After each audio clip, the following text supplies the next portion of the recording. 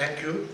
And with all respects to the people on the dais, including the MOS tribal and the chairman of CAPSI, and my dear friends in the audience. I am a little unfortunate that wherever I go, I have a slot just before the lunch. So either people are not interested in listening, or they are interested in going out and joining for the lunch. But I think we are still ahead of time, and I can take at least 15 minutes, if not less.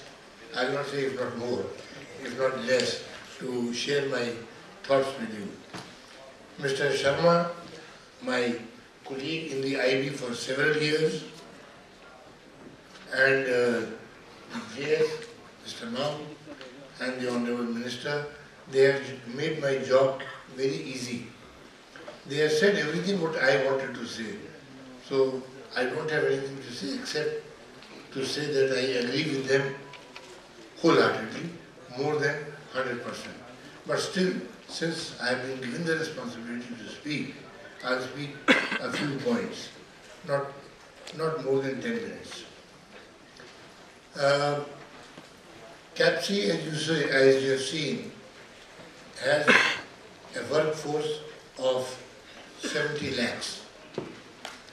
As against that, the police workforce throughout the country is about 22 lakhs plus, which includes armed forces. And armed forces don't serve the common man on the street. It is the civil police who does that patrolling and contact with the people. So the percentage or the number of people who are available for policing is still much less, maybe 50% of 22 lakhs. So what has been quoted by Mr. Sharma is 1 is to 1,000, or 1 point something is to 1,000. I would say it is less than 1 is to 1,000. Because most of the force is taken away for armed duties in the armed constabulary. PSC in the UP, other states by different names and all that. Among the civil police also, a large chunk, pardon my saying sir, a large chunk is deployed for security duties of the VIPs and the VVIPs. As a result, the strength of the police force available for the common man further reduces. And that's why you will find Delhi, the situation is slightly better, but if you go into slightly outside, Noida, Gurgaon, elsewhere, the traffic police is in a horrible shape. The traffic is in a horrible shape. If you are able to wade through the traffic and reach Gurgaon within 1.5 hours from Delhi, I would give you a certificate of honor for that you have waded through the tough and difficult traffic and reaching Greater Noida, reaching Gurgaon within about 1.5 hours time. Noida, which is just a stone throw distance, takes about 45 minutes to 1 hour minimum. It could take even more. Now why we are not able to provide the traffic policemen? Because there is no force. There is no traffic, trained traffic policemen available. So where can the district SP or the Commissioner of Police Gurgaon provide you the manpower? You have to suffer with that. So that brings us to the role and responsibility of the CAPSI. Before I proceed further for the role and responsibility of the CAPSI, I would like to urge, CAPSI has been trying, but it has to be voluntary. And urge, like you have TARAI, like you have some other regulatory authorities at the apex level, CAPSI should be recognized as the centralized apex level body for regulating all private security agencies and their roles. Every security agency which is mushrooming by the day should pass through the scrutiny of CAPSI before it is registered and given recognition by the government. So that hold and control of CAPSI is a must if you want to have quality improvement in the private security agency. Otherwise they will be mushrooming. I have got 2 security guards at my house. They are not trained at all. One comes in the morning at 9 o'clock, goes away at 9 o'clock in the night. Other comes at 9 o'clock in the night and goes away at 9 in the morning. Most of the time they are sleeping.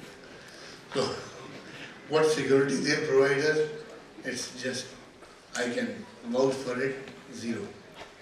But if the CAPC regulates them, if the CAPC regulates each and every individual who is provided in the name of security to the person, then it will become professional, it will become skilled.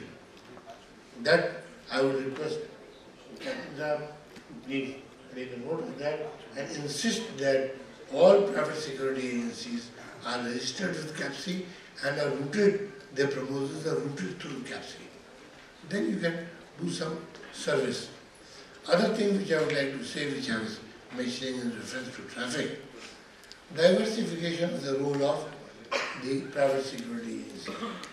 There are certain roles which can safely, without infringing upon the security of the nation or of the state or of the district, and that is without interfering with the normal policing.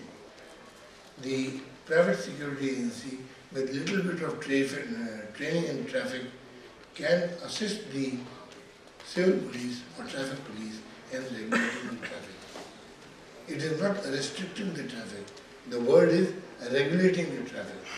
They can regulate them, channelize them. That is one rule.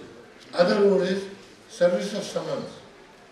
It is nothing but very big technical. With the help of the civil police, they can get the training and do the service of the summons. Similarly, there are multifarious other roles which the civil police is not able to do for want of sufficient manpower. The private security agency can supplement the civil police or the uniform police in discharging their duties and responsibilities in a more efficient manner. Your beat patrolling, there is nothing sacrosanct about it. With one beat constable, you put 2 private security agency people. So you will be able to augment the beat patrolling in each area, and that will lead to community policing. Wherever there is community policing and where the private security agencies have taken a lead role in it, the community policing has improved leaps and bounds. So it is your and my responsibility or our responsibility to provide greater security to the people through various fora, through various channels, including the private security agencies, who are at least having some training. And a lot of emphasis has been laid on the training aspect of it. It has to be a proper, guided and channelized training program for the private security agency. It is not sufficient that you put a rickshawala who comes from the village, give him the rickshaw and say, okay, you go and drive the rickshaw in the city. Or a taxi fellow comes, a driver, he says, sir, you have a license, and you give him a taxi and say, okay, you go and drive.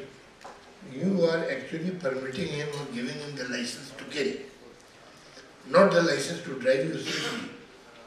Or you are not aware whether the driver who is driving the taxi or who is driving the cycle rickshaw or auto rickshaw, whether he is trained or not. You presume that he is trained, and you expose yourself to the risk of being overrun or killed. And that's why you find a lot of incidents of traffic accidents where a person dies, or if he doesn't die, he is severely injured and people don't come forward to help him, take him to the hospital for fear of the police harassment. Come to the court, come to Shri, come to the police station, give you a statement, this, that, and all. So poor fellow leaves his daily wages and keeps on sitting in front of the police station every day. You have to compensate for that. So for that, your private security agency will have to increase the strength of the police force, as I think Mr. Sharma said, that you are a supplement and a complement to the uniform police. You provide the manpower, we provide the training, and jointly we give a better and more effective police to the state or to the district or whichever you want. So, other thing, I can keep on speaking on this subject for hours together, but I must thank Mr. Sharma and also the Joint Secretary, Mr. Mark, who has come here on this platform with an open mind and is prepared to welcome any suggestions to improve upon the functioning of the security agency, uniform or private. That, of course, is left to us how we utilize them. Now about the verification, which a lot of emphasis has been given. The recent incident of the Uber taxi service, that fellow has committed offences in more than 2 states, 3 states. And obviously the verification must have been done at everywhere. But there is no link between one district and the other district, one state and the other state. And you can get the character verification certificate by paying some extra money. You can get a duplicate driving license by paying a little extra money. That you and I can't help it. That is part of our, it has been infused in our blood. That corruption is there. But we can definitely take a step towards reducing that corruption. And for that also, the private security agencies can play a vital role in doing that. And provide security and safety to children and women. Whenever you find that they are in a situation which is dangerous for them, late in the night, early hours of the morning, and some remote areas, if you find a taxi or an auto rickshaw flying, please stop, check and see what is he done. Does he have a license or not? You will be able to at least prevent 50% of such offences. If you have prevented 50% of offences, you have saved 50% of the women and girls and children from being exploited. So, nothing more to say. Only thing is, we have to keep our eyes and ears open and minds on the shoulder and work for the safety and security of the people whom we are supposed to serve and live with. Thank you so much. I hope I am within time, not more than 7 minutes.